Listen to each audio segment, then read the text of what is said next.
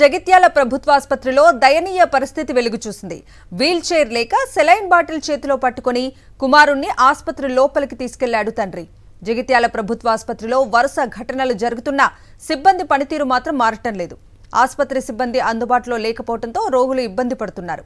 ధర్మపురి మండలం నక్కలపేట గ్రామానికి చెందిన అభిషేక్ అస్వస్థతకు గురవడంతో జగిత్యాల పెద్ద ఆసుపత్రికి తీసుకొచ్చాడు తండ్రి. సిబ్బంది ఎవరూ లేక వీల్ చైర్ అందుబాటులో లేక సెలైన్ బాటిల్ చేతిలో పట్టుకుని నడుచుకుంటూ కొడుకును ఆసుపత్రి లోపలికి తీసుకెళ్లాడు తండ్రి.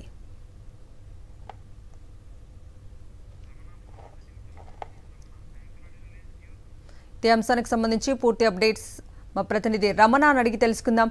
రమణ, సిబ్బంది వ్యవహార శైలి అనేది చాలా వరుస ఘటనలు జరుగుతున్నప్పటికీ కూడా మారడం లేదు. ఇప్పటికే ప్రజాప్రతినిధులు, ఉన్నతాధికారులు, కలెక్టర్ తో సహా పలువురికి షోకాజ్ నోటీసులు జారీ చేశారు. పలు సస్పెన్షన్లు అయినా కూడా మారడం లేదు. అందుకు మళ్ళీ నిన్న రాత్రి జరిగిన ఒక ఘటన ఉదాహరణ.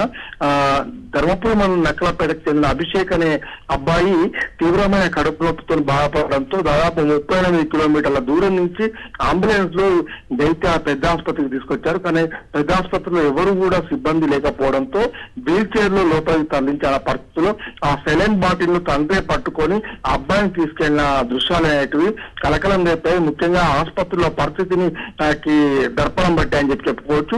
ఈ క్రమంలో ఖచ్చితంగా దీనిపైన సీరియస్ గా యాక్షన్ తీసుకుంటామని చెప్పేసి సూపరింటెండెంట్ దృష్టికి తీసుకెళ్లినప్పుడు ఆయన మాట్లాడిన పరిస్థితి. మొత్తంగా గతంలో ఎలుకలు సంచరించడము, రోగులను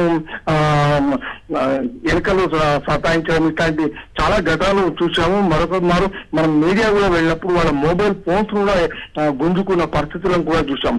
సో ఎంతమంది చెప్పినా, ఎన్ని ఘటనలు జరిగినా కూడా పరిస్థితులు మారకపోవడంపై మాత్రం తీవ్ర విమర్శలు వెలువెత్తున్నాయి. Kavitha. Right Ramana, thank you.